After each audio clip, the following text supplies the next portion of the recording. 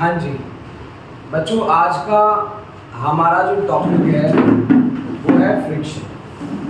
बेटा NLM Newton's laws of motion में हमारे पास रही है 5 कॉन्टैक्ट फोर्सेस, जिसमें रहा है हमारे पास वेट, टेंशन, नॉर्मल रिएक्शन और स्प्रिंग फोर्स, और लास्ट है हमारे पास फ्रिक्शन। बच्चों इन 5 कॉन्टैक्ट फोर्सेस के साथ हमने डील किया है इस चैप्टर में, जिसका नाम है Newton's laws of motion. Students, मैं आपको बता दूं कि फ्रिक्शन वर्ड जब भी हम यूज करते हैं तो हम लिखते हैं कि it opposes relative motion. Relative motion को ये क्या करता है? अपोज करता है। कब? जब एक सरफेस दूसरे सरफेस पे स्लाइड करता है या फिर करने की कोशिश करता है। अगर एक सरफेस दूसरे सरफेस पे स्लाइड कर रहा है या फिर स्लाइड करने की कोशिश कर रहा है, उस सिचुएशन में जो अपोजिंग फोर्स बनेगी हम उसका नाम रखेंगे क्या? फ्रिक्शन। ठीक है ना बच्चों? अब देखो बेटा, हमने फ्रिक्शन को दो तरह से डिफाइन किया। एक था हमारा स्टैटिक और दूसरा था हमारे पास काइनेटिक। स्टैटिक का मतलब है बच्चा कि यहाँ ऑब्जेक्ट मोशन में नहीं आता। जैसे मैंने आपको एग्जांपल दिया कि मैं इस दीवार को धक्का देना स्टार्ट कर देता हूँ, क्या दीवार हिलेगी? नहीं हिल रही। मैंने फोर्स बढ़ाई फिर भी दीवार नहीं हिली, मैंने और बढ़ाई फिर भी नहीं हिली, मैंने फोर्स और बढ़ाया फिर भी ये दीवार मूव नहीं करी। मतलब दीवार क्या है बेटा? स्टैटिक है। उस सिचुएशन में ये जो मेरे को अपोजिंग फोर्स लगा रहा है, उस अपोजिंग फोर्स को मैं क्या नाम देता हूँ? स्टैटिक फ्रिक्शन नाम देता हूँ। लेकिन ध्यान रखिए, अगर मैं यहाँ फोर्स अप्लाई कर रहा हूँ इस दीवार के ऊपर और इसकी अपोजिंग फोर्स मेरे से बड़ी है, तो ये मेरी तरफ नहीं आएगी बल्कि अपने आप को क्या कर लेगी? एडजस्ट कर लेगी। अपने आप को क्या कर लेगी बेटा? एडजस्ट कर लेगी। अगर मैंने 10 न्यूटन लगाया तो ये 10 न्यूटन एडजस्ट कर लेगी, मैंने 15 लगाया तो 15 एडजस्ट कर लेगी। लेकिन जैसा कि मैंने बोला, अगर मेरी हद पार होती है, मुझे गुस्सा आ गया, मैंने कहा यार ये दीवार तो हिल नहीं गई, तो मैंने बुलडोजर मंगा लिया। बुलडोजर मंगवा के और मैंने इसको फोर्स लगवाई, तो अब उसकी हद आ चुकी है। मैक्सिमम अपोजिंग फोर्स से कितना ऑफर कर सकता था ये कर चुका है, और इसकी मैक्सिमम जो अपोजिंग फोर्स होगी हम उसको नाम देंगे बच्चों limiting friction. Maximum static friction का नाम रहेगा बेटा लिमिटिंग फ्रिक्शन। इस बात को आप ध्यान रखिए, लिमिटिंग फ्रिक्शन की जो वैल्यू होगी वो किसके बराबर है? F S maximum.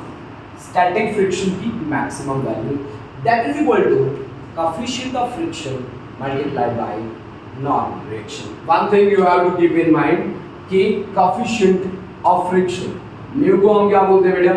mu is coefficient of static friction.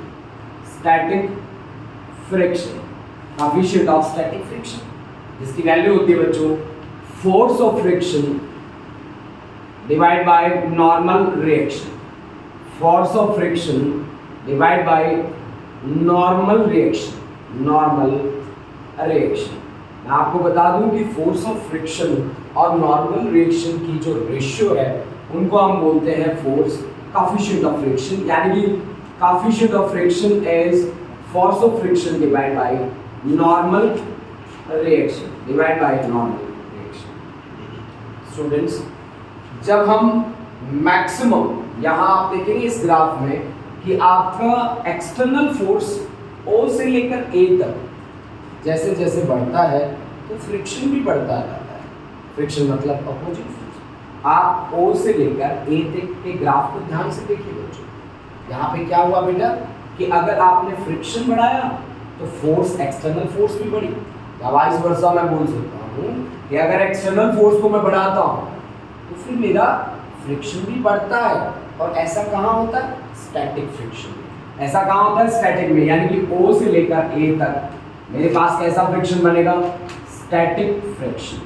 अब देखो बच्चों, इस स्टैटिक फ्रिक्शन की मैक्सिमम वैल्यू कहाँ आती है? A के कॉरस्पॉन्डिंग। A के कॉरस्पॉन्डिंग जो फ्रिक्शन की मैक्सिमम वैल्यू है उसको हम बोलते हैं बेटा F लिमिटिंग। लिमिटिंग, ये हमारे पास बनेगा लिमिटिंग फ्रिक्शन।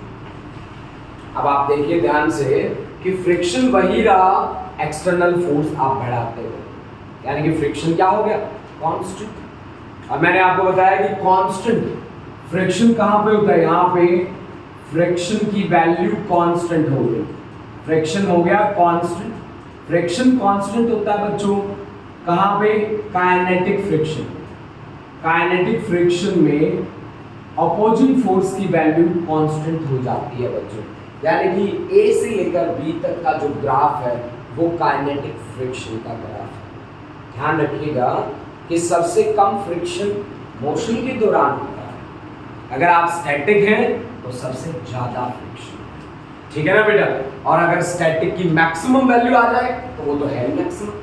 तो मैंने बोला कि सबसे ज्यादा फ्रिक्शन की वैल्यू होती है लिमिटिंग के लिए, of course that is the maximum static friction.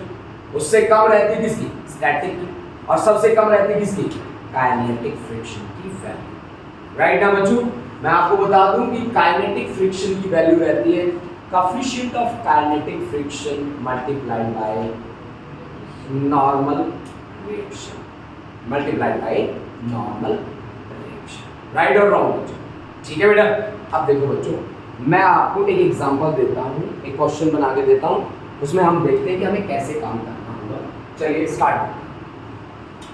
देखो बच्चों, मैंने आपको दो बातें बताई हैं कि नॉर्मल रिएक्शन हमेशा वेट के इक्वल नहीं होता, हमेशा वेट के इक्वल नहीं होता। कभी कभी हम इंक्लाइन प्लेन पे होते हैं तो नॉर्मल रिएक्शन हमें वेट का कंपोनेंट प्रोवाइड करता है बच्चों। कैसे, ये बात अभी मैं आपको समझाने वाला हूँ। चलिए स्टार्ट करते हैं। पहला एग्जांपल देखो बच्चों, क्या है हमारे पास। मान लीजिए कि मैंने एक रफ सरफेस लिया बच्चों। जब जब अब आप बात करोगे ना कि सर सरफेस रफ है, रफ का मतलब क्या है कि वहां फ्रिक्शन काम कर रहा है, राइट ना। स्मूथ सरफेस का मतलब होता है बच्चों कि वहां फ्रिक्शन काम नहीं कर रहा। ये बातें आपने हमेशा याद रखनी है बच्चों। यानी अब मैंने एक रफ सरफेस लिया बेटा, ये है मेरा रफ सरफेस, मैंने ये रफ सरफेस लिया और इस रफ सरफेस का के ऊपर मैंने एक ब्लॉक रखा, ब्लॉक का मास है 2 kg। रफ सरफेस है तो ऑफ कोर्स ये इसका कोई ना कोई कोएफिशिएंट ऑफ फ्रिक्शन होगा जिसकी वैल्यू मैं ले रहा हूं 0.5, ठीक है ना बेटा। यहां मैं बात करूंगा एफ एक्सटर्नल की, यहां मैं बात करूंगा फ्रिक्शन की, और यहां मैं बात करूंगा रिजल्ट होगा कैसा। यहां मैं बात करूंगा इसकी फ्रिक्शन, फ्रिक्शन वाली फोर्स को अब से मैं स्मॉल एफ से रिप्रेजेंट कर देता हूं, राइट। मैंने फोर्स ली बेटा 2 न्यूटन, मैंने फोर्स ली 6 न्यूटन, मैंने फोर्स ली 9 न्यूटन, मैंने फोर्स ली 11 न्यूटन और मैंने फोर्स ली 15। मैंने एक्सटर्नल फोर्सेस ले ली बच्चों अपनी मर्जी से, अपनी मर्जी से मैंने 2 न्यूटन, 6, 9, 11 और कितना 15 न्यूटन, 15, राइट, सही है। अब देखो ये जो 2 kg का प्रोब है इसका वेट कहाँ एक्ट करेगा, वेट एक्ट करेगा वर्टिकली डाउनवर्ड, मतलब यहाँ पे वेट होता है m into g, m कितना है 2, g की वैल्यू 10 ले लो तो वेट कितना बना 20 newton. Normal reaction always it's perpendicular to the contact surface. अगर आप डायग्राम में ध्यान से देखें तो n इज इक्वल टू क्या होगा 20 न्यूटन। ये दोनों एक दूसरे को बैलेंस करेंगे तभी ये उसकी सरफेस पे बैठा रहेगा, अदरवाइज वो बैठ नहीं पाएगा। राइट और रॉन्ग बच्चों। अब दूसरा देखो, एक्सटर्नल फोर्स आपने यहां लगाई है F एक्सटर्नल, F एक्सटर्नल,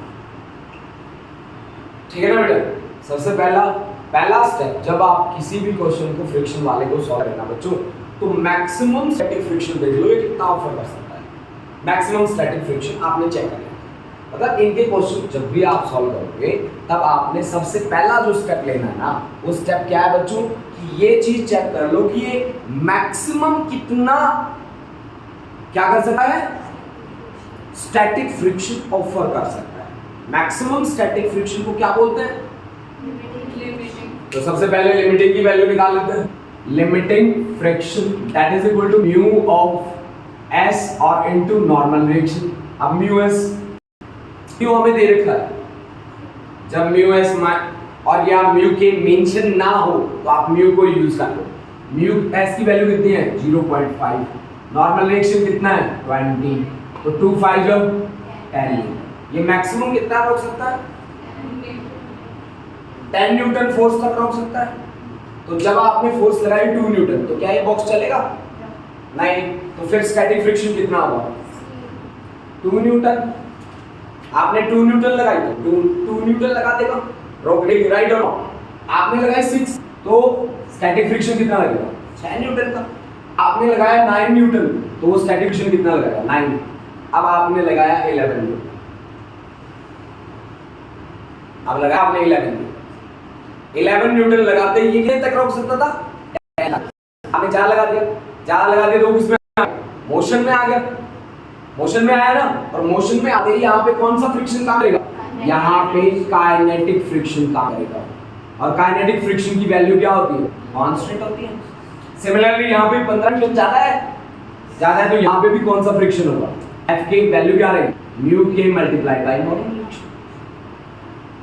तो यानी कि इन दोनों सिचुएशंस में फ्रिक्शन की वैल्यू क्या आएगी बेटा कांस्टेंट, फ्रिक्शन इज कांस्टेंट। और यहाँ आप देख सकते हैं 3 सिचुएशन आपके पास रही है जहां पे फ्रिक्शन क्या रहा है बेटा, फ्रिक्शन इज वेरिएबल। मैंने बोला स्टैटिक फ्रिक्शन की जो वैल्यू रहती है वो वेरिएबल वैल्यूज रहती है। स्टैटिक फ्रिक्शन की वैल्यूज कैसी रहेंगी बच्चों, वेरिएबल रहेंगी, राइट बेटा। मैं आपको फिर से बता दूं फ्रिक्शन वो है जो रिलेटिव मोशन को अपोज करता है। अब जब एक सरफेस दूसरे सरफेस पे स्लाइड करने की कोशिश करे या फिर स्लाइड करे, राइट और रॉन्ग, या एक सरफेस दूसरे सरफेस पे मूव करे या फिर करने की कोशिश करे, ठीक है ना बेटा, नॉट ऑलवेज।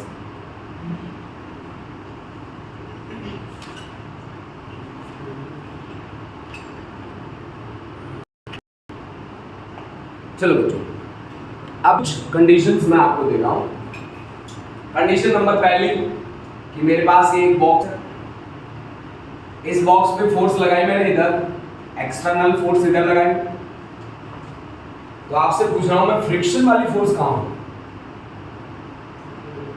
अपोजिट फ्रिक्शन वाली फोर्स है कैसी कांटेक्ट, तो कहां काम करेगी ये दोनों जहां कांटेक्ट में, यहां अपोजिट टू मोशन मतलब इधर कहां काम करेगी बेटा, इधर काम करेगी, सही बच्चों।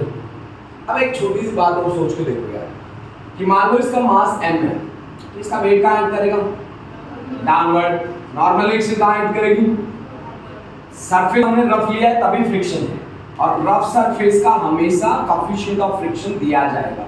रफ सरफेस है, रफ सरफेस के लिए हमेशा उसका कोएफिशिएंट ऑफ फ्रिक्शन दिया जाएगा। मैंने मान लिया उसका coefficient of friction mu, mu is coefficient of friction, mu is coefficient of friction, सही। अब आप मुझे एक बात बताओ, मान लो हमने एक्सटर्नल फोर्स लगा ली और वो एक्सेलरेट करना शुरू कर दिया, फोर्स होगी तो एक्सेलरेशन तो होगा ना, force is directly proportional to acceleration, right. तो यहां F एक्सटर्नल किसके बराबर होगा, of course mass into acceleration that is equal to m into a, और इसको मान लीजिए इक्वेशन नंबर 1। अब मैक्सिमम स्टैटिक फ्रिक्शन कितना होगा, मैक्सिमम स्टैटिक फ्रिक्शन होगा coefficient of friction multiplied by normal reaction. और इस डायग्राम में क्लियरली देखिए नॉर्मल रिएक्शन ऊपर mg नीचे, तो mg को बैलेंस कौन करेगा नॉर्मल रिएक्शन, तो ये आ गया mu into m into g। अब आपको पता है ना बच्चों किसी इंस्टेंट पे तो ये दोनों एक दूसरे के बराबर होंगी, किसी इंस्टेंट पे तो बराबर तो होंगे ना। बच्चों ऐसा तो नहीं हो सकता कि आपने किसी ऑब्जेक्ट को खींचा और खींचते ही चलना शुरू कर दिया, आप फोर्स बढ़ाओगे, हो सकता है फाइनली वो चलाओ, सही है। तो एक सिचुएशन ऐसी आई होगी जिसमें एक्सटर्नल और आपका मैक्सिमम स्टैटिक फ्रिक्शन बराबर हुए होंगे, राइट और रॉन्ग। अगर ये दोनों बराबर होंगे तो इक्वेट करिए 1 and 2, equate 1 and 2, 1 and 2, 1 and 2 को अगर आप इक्वेट करेंगे तो ma is equal to mu mg, mu mg, m से m कैंसिल, आपका एक्सेलरेशन जो रहेगा लीनियर वाला वो म्यू इंटू जी के बराबर रहेगा। क्या बोल सकते हैं आप कि coefficient of friction mu is equal to a by g के इक्वल रहेगा सर।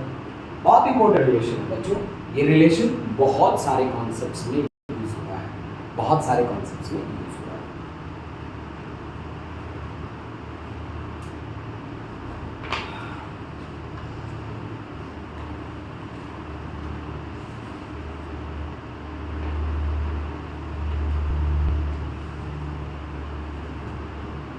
आई होप आपने नोट कर लिया होगा।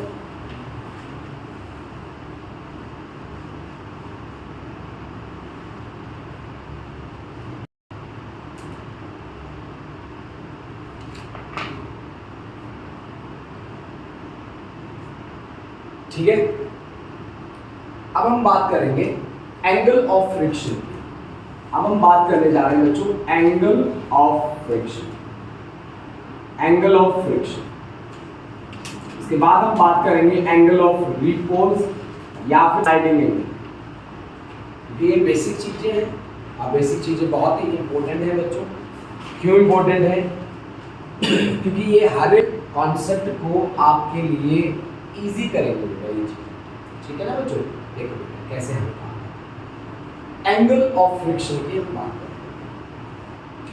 देखो यहाँ पे जो कॉन्सेप्ट हम अप्लाई कर रहे हैं वो कॉन्सेप्ट है हमारे पास। मान लीजिए कि ये मेरे पास एक बॉक्स है जिसका मास m के बराबर है। मास m है तो इसका वेट होगा बेटा mg। अगर आपने हॉरिजॉन्टल सरफेस लिया है तो नॉर्मल रिएक्शन भी इसका क्या रहेगा? Opposite direction. सही है ना? इसके अपोजिट डायरेक्शन में क्या रहेगा इसका? Normal reaction.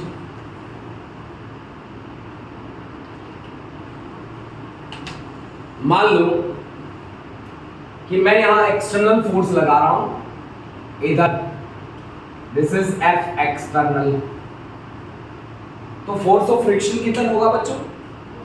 अपोजिट यहां होगा ना। वो फोर्स ऑफ फ्रिक्शन की डायरेक्शन यहां रहेगी। This is the direction of force of friction. अब आप एक चीज देखो बेटा, फ्रिक्शन और नॉर्मल रिएक्शन दो फोर्स हो गए, दोनों का जो रिजल्टेंट फोर्स आएगा वो इन दोनों के प्लेन के बीच में लाई करेगा, करेगा कि नहीं करेगा? यानी कि इन दोनों का जो रिजल्टेंट आएगा वो यहां लाई करेगा। ये क्या होगा? Direction of resultant force, direction of resultant force. अब देखो बच्चों, हमारे पास नॉर्मल रिएक्शन भी एक कांटेक्ट फोर्स है, फ्रिक्शन वाली भी एक कांटेक्ट फोर्स है। दो कांटेक्ट फोर्सेस का रिजल्टेंट हॉरिजॉन्टल के साथ जो एंगल बनाएगा, सॉरी वर्टिकल के साथ जो एंगल बनाएगा, हम उस एंगल को एंगल ऑफ फ्रिक्शन बोलेंगे। मतलब वर्टिकल के साथ मतलब यहां ये जो एंगल है ना थीटा, इसको मैंने बोला है angle of friction, angle of friction. अब आप एक चीज देखिए भाई कि अगर मैं यहां से टेंजेंट ऑफ थीटा निकालूं तो क्या होगा? Tangent of theta is perpendicular over base. Perpendicular कौन है? परपेंडिकुलर पे फ्रिक्शन, बेस पे कौन होगा? जिसके साथ एंगल होता है वो बेस पे होता है।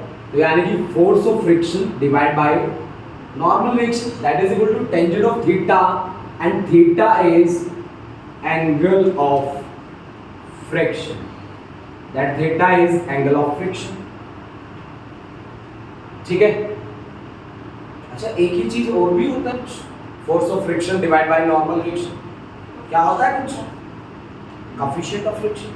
Very good. यानी कि ये कोएफिशिएंट ऑफ फ्रिक्शन भी बराबर है। इसका मतलब हुआ कि आपके पास म्यू इज इक्वल टू इसके इक्वल है टेंजेंट ऑफ थीटा के बराबर है। टेंजेंट ऑफ थीटा का मतलब है एंगल कौन सा? फ्रिक्शन वाला, एंगल ऑफ फ्रिक्शन। म्यू यानी कि coefficient of friction is equal to tangent of angle of friction. Mu is again force of friction divide by normal reaction, divide by normal reaction. ठीक है ना बेटा? Divide by normal reaction. देखो बेटा, next हमारे पास है एंगल ऑफ रिपोज या फिर इसे बोलते हैं एंगल ऑफ स्लाइड। स्लाइड का क्या मतलब होता है? ऑफ कोर्स स्लाइड करने वाला एंगल, ठीक है ना भाई। मान लीजिए कि ये हमारे पास एक सरफेस है, इसके ऊपर हमने एक ऑब्जेक्ट रख दिया ऐसे, ठीक है ना। अब हम इसको बेंड करते जा रहे हैं, ठीक है ना भाई, बेंड करते जाएंगे, ये यहाँ स्लाइड हुआ है, तो ये जो एंगल है ना जिस पे जस्ट स्लाइडिंग हुई है, हम उसको बोलते हैं एंगल ऑफ स्लाइडिंग या एंगल ऑफ रिपोज। किसी प्लेन को हम इतना बेंड करेंगे कि ऑब्जेक्ट जस्ट स्लाइड करे, तो हम उसे क्या बोलेंगे बेटा? एंगल ऑफ रिपोज बोलेंगे बच्चों।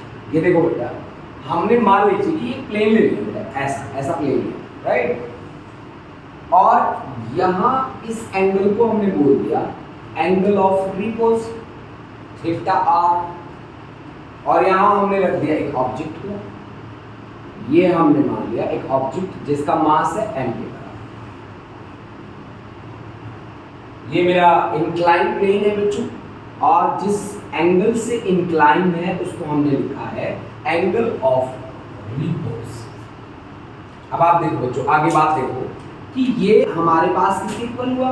mg always x vertically downward. इसका कंपोनेंट्स बना दीजिए, तो ये भी थीटा आर ही बनेगा, तो mg cos थीटा आर, और ये आ जाएगा यहाँ पे mg sin थीटा आर, ठीक है। यहाँ आ जाएगा नॉर्मल रिएक्शन, नॉर्मल रिएक्शन। अगर ये स्लाइड नीचे कर रहा है तो यहाँ आ जाएगा क्या? Force of friction. Theta R पे क्या बोला हमने? जस्ट स्लाइड कर, राइट, ठीक है ना, जस्ट स्लाइड कर। अगर जस्ट स्लाइड कर तो फ्रिक्शन वाला फोर्स किसको बैलेंस करेगा? mg sin theta R. यानी कि अगर just sliding, for just sliding, अगर स्लाइडिंग हुई है, जस्ट स्लाइडिंग, तो फिर आपके पास force of friction F is equal to mg sin theta R. Theta R is again angle of slide, right ना बच्चों? अच्छा, नॉर्मल रिएक्शन को बैलेंस कौन कर रहा है? mg cos theta R. Normal reaction is also a contact force which acts perpendicular to the contact surface, right or wrong बेटा? तो यानी कि n is equal to mg cos theta r। दोनों को डिवाइड कर दो भाई एक दूसरे से। Force of friction divide by normal reaction क्या होता है? Again this is coefficient of friction, again mg से mg कैंसिल हो गया, ये आपके पास आ गया mu is equal to tangent of theta r। tangent of theta r is angle of repose। Again mu was equal to tangent of theta is angle of friction, so we can say angle of friction is equal to angle of repose, angle of repose या angle of slide। अब आप देखो, अगर एक बात सुनो, अगर आपका इंक्लाइंड प्लेन थीटा की वैल्यू किससे ज्यादा है?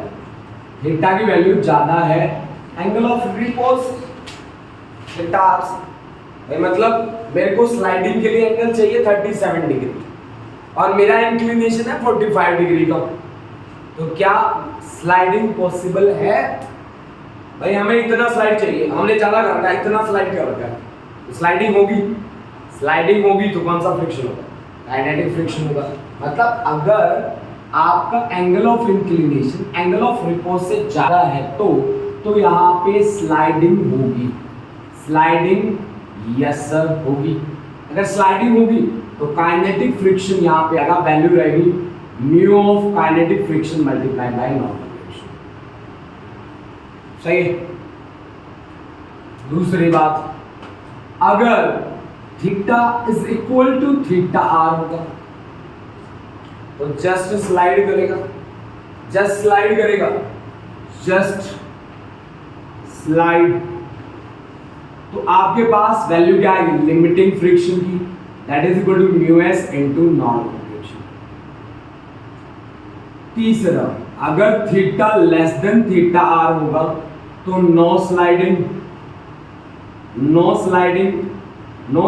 तो कौन सा? Static friction.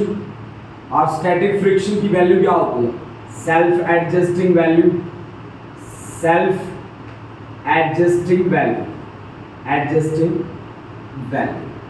Self adjusting value. सही है क्या? बोलो जी। अब आप मुझे एक बात बताओ बेटा, हमने क्या बोला कि mu is equal to tangent of theta R, बोला।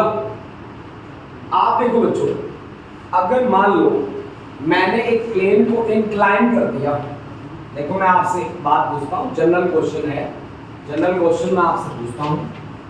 देखो बच्चों, मान लीजिए कि मैंने एक प्लेन को इंक्लाइन किया 60 डिग्री के एंगल पे, 60 डिग्री के एंगल, और मैंने यहाँ एक डब्बा रख दिया और ये सरफेस रफ सरफेस बना दिया, रफ सरफेस बना दिया, और उस सरफेस का कोफिशिएंट मैंने दे दिया आपको 1, कोफिशिएंट ऑफ स्टैटिक फ्रिक्शन मैंने दे दिया 1। क्या यहां स्लाइडिंग होगी? क्या यहां स्लाइडिंग होगी? बोलो बच्चों, बोलो। एंगल ऑफ रिपोज को चेक करो। एंगल ऑफ रिपोज आपके पास क्या होगा? Tangent of theta R is equal to क्या? म्यू। म्यू की वैल्यू कितनी दी है? 1 वैल्यू कब आती है? जब थीटा आर की वैल्यू कितनी हो? 45 डिग्री। आपको कितना दिया बैंड? बैंड कितना करके दिया मैंने? 60 डिग्री। तो बेंडिंग ज्यादा है, मतलब थीटा ग्रेटर है थीटा आर से, तो स्लाइडिंग होगी। स्लाइडिंग होगी तो यहाँ कौन सा फ्रिक्शन काम करेगा? काइनेटिक फ्रिक्शन काम करेगा। और काइनेटिक फ्रिक्शन की वैल्यू क्या होती है बच्चों? फिक्स वैल्यू होती है बेटा, उसकी वैल्यू चेंज होती है, ठीक है ना। तो आप इस तरह से किसी भी प्लेन को देख के डिसाइड कर सकते हैं बच्चों, यहाँ स्लाइडिंग होगी कि नहीं होगी, ठीक है ना बेटा, यहाँ स्लाइड होगी कि नहीं, ठीक है ना।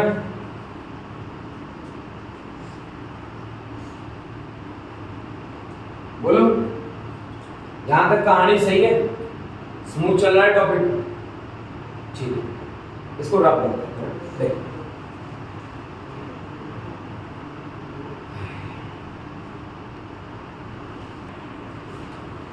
देखो बच्चों, अब हमारे पास दो क्वेश्चन है बेटा। एक क्वेश्चन है, an inclined plane is bend in such a way that the vertical cross section is given by y is equal to x square by 4, where y is in vertical direction, x is in horizontal direction, right? मतलब मैं y को vertical direction में ले रहा हूँ y, और दूसरा मैं ले रहा हूँ बेटा x को मैं हॉरिजॉन्टल डायरेक्शन में ले रहा हूँ। ये रेफरेंस पॉइंट, ठीक है बेटा, ये रेफरेंस पॉइंट। कहता है if upper surface is rough with coefficient of friction, the coefficient of friction is 0.5, the maximum height for which block is stationary। मैं बता दूं कि y is equal to x square by 4 की जो equation होगी वो कुछ इस तरह की इक्वेशन का ग्राफ होगा, वो कुछ इस तरह का ग्राफ होगा। और ये जो सरफेस है ना, अपर सरफेस, ये हमें रफ दिया है। ये जो अपर सरफेस है ये हमें रफ गिवन है, रफ गिवन, ठीक है ना बेटा, ये हमें रफ गिवन। मान लो कि मेरा ब्लॉक यहाँ पे यहाँ तक मूव नहीं किया, इसके बाद वो मूव करना जस्ट स्टार्ट करेगा, इसके बाद वो मूव करना जस्ट स्टार्ट करेगा, ठीक है ना बेटा। ये कौन सा एंगल होगा? एंगल ऑफ रिपोज, जिसमें जस्ट स्टार्ट करता है स्लाइड करना। तो अगर मैं इसका एंगल देखना चाहूँ तो मेरे पास एंगल बनेगा हॉरिजॉन्टल के साथ, इसका ये वाला एंगल, ये वाला एंगल इसका हॉरिजॉन्टल के साथ बनेगा। मान लो इस एंगल को थीटा, सही है, सही है ना। तो आप कोएफिशिएंट ऑफ फ्रिक्शन कैसे निकालते हैं? आप कोएफिशिएंट ऑफ फ्रिक्शन निकालते हैं कि sir mu is equal to tangent of theta. Tangent का क्या मतलब होता है? Perpendicular over base. Perpendicular over base कैसे निकालते हैं आप? dy bye dx। स्लोप ऐसे निकालते हैं आप, dy बाय dx कर। तो आपके पास यहां से mu is equal to d by dx of y की वैल्यू तो गिवन है x स्क्वायर बाय 4, यानी कि this is x square divided by 4। Mu की भी वैल्यू गिवन है 0.5, दैट इज इक्वल टू 1/4 बाहर d बाय dx ऑफ किसका, x का पावर 2 का। x स्क्वायर का डिफरेंशिएशन क्या होता है बच्चा, x स्क्वायर का पावर आगे लिखो 2, एक पावर कम कर दो 2 - 1 1, यानी कि दिस इज इक्वल टू 0.5, यानी कि 0.5 is equal to x by 2, यानी x की वैल्यू 0.5 इंटू 2, 5 टू 10, यानी कि 1 आ गया x का वैल्यू, हमारे पास x की वैल्यू 1 आ गई। तो मैक्सिमम हाइट कितनी ले सकता है बच्चों, मुझे वर्टिकल डायरेक्शन में मैक्सिमम हाइट चाहिए, मैक्सिमम हाइट यही है आपकी, मेरे को किसके equal, y is equal to क्या है यहाँ पे, h के बराबर है, y इज इक्वल टू किसके बराबर है, h के बराबर है। तो y की वैल्यू कितनी हो सकती है मैक्सिमम, क्योंकि मैं x1 चलूंगा तो y इज इक्वल टू कितना चलूंगा, y is equal to x का पावर 2 डिवाइड बाय 4, x की वैल्यू 1 आई है तो then y is equal to 1/4, अगर मीटर में है तो 1/4 मीटर, सेंटीमीटर में है तो y is equal to 1/4 centimetre. This is the final answer.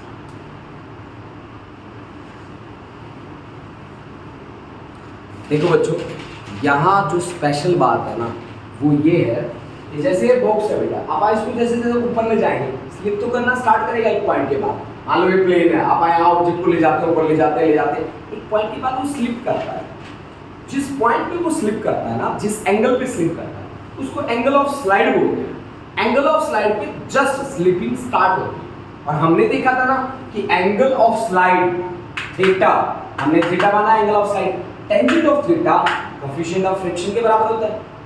और जब आप टेंजेंट निकालते हो, टेंजेंट होता क्या है, परपेंडिकुलर ओवर बेस, उसको क्या बोलते हैं, स्लोप।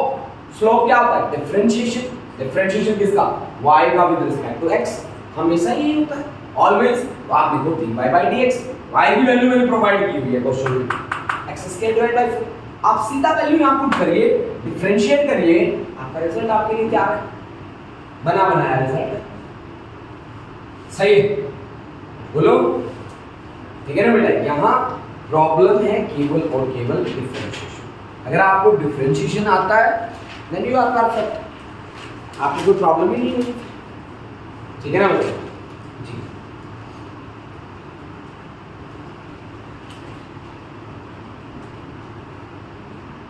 अरे नेक्स्ट क्वेश्चन कर दो, इसको रब कर दो, ठीक है। देखो बेटा,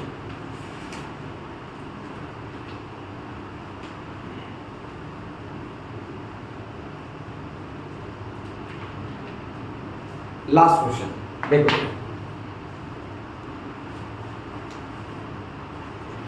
बच्चों इस क्वेश्चन को पढ़ो आप। कहता है एक ब्लॉक है जिसका मास m है, मास m है तो पहले मैं वही काम कर देता हूँ, मास m है तो इसका वेट कितना होगा, इसका वेट होगा mg। नंबर एक बात, इससे पहले तो मैं कॉन्टैक्ट फोर्सेस बना, मास m है is acted upon bye A horizontal force p, ठीक है लग गई। दूसरा, another force q is inclined at an angle theta with the vertical, मतलब ये फोर्स मेरे पास कैसी है, ऐसी फोर्स है यार, ठीक है ना जी। अब ऐसी फोर्स है तो इसके दो कंपोनेंट कौन कौन होंगे, एक इधर होगा एक इधर होगा, सही है ना। इसने वर्टिकल के साथ एंगल इतना बनाया थीटा, तो ये भी कितना होगा, थीटा होगा, सही है। यानी कि ये वाला एंगल कितना है, थीटा, थीटा एंगल है ना ये वाला, ये क्या आ गया q sin थीटा, और नीचे लगने वाली फोर्स q cos थीटा, सही है। दूसरा, the block will remain stationery if mu is, मतलब ये जो सरफेस है ना ये रफ दिया है, रफ दिया है, रफ सरफेस का कोएफिशिएंट ऑफ फ्रिक्शन म्यू दिया है, राइट ना बच्चों। अब आप बताओ स्टेशनरी कब रहता है ऑब्जेक्ट, जब नेट फोर्स 0। अब आप एक बात बताओ, हॉरिजॉन्टल डायरेक्शन में फोर्स कितनी लग रही है, P plus Q sin theta. पीछे कौन सी फोर्स लगेगी, इधर P प्लस Q, इधर लगेगी force of friction. Force of friction होता क्या है, म्यू इनटू नॉर्मल रिएक्शन। अब नॉर्मल रिएक्शन कहाँ है, यहाँ ऊपर कौन कौन लग रहा है m, नीचे कौन कौन लग रहा है mg और q cos थीटा। तो यानी कि n normal reaction is being balanced bye mg plus क्या q cos theta. force of friction is mu into mg plus q cos theta. This is force of friction. ये backward direction में लग रहा है friction, forward direction में कौन लग रहा है? फॉरवर्ड डायरेक्शन में लग रहा है P plus Q sin theta. Q sin theta. Force of friction का वैल्यू कितना है बच्चों? फोर्स ऑफ फ्रिक्शन का वैल्यू है mu into mg plus q cos theta that is equal to P plus Q sin theta. यानी आपके पास mu की value कितनी आ गई बेटा? P plus Q sin theta divide by mg plus Q cos theta. ये आपके पास आ गया कोएफिशिएंट ऑफ फ्रिक्शन. सही है? क्या कोई ऑप्शन मैच करता है? P plus Q sin theta divide by mg plus Q cos theta. ये हमारा first option is the right option. First option is the right option. ये हमने बात करी है इक्विलिब्रियम की. अगर इक्विलिब्रियम है तो फिर हमारा ये कॉन्सेप्ट है, नहीं तो नहीं है. ये बात आप ध्यान रखना. अगर इक्विलिब्रियम ऑफ रेस्ट को हम फॉलो कर रहे हैं तो फिर हमारा ये कॉन्सेप्ट अप्लाई होगा, अदरवाइज ये कॉन्सेप्ट अप्लाई नहीं होगा बेटा. समझ गए आप मेरी बात?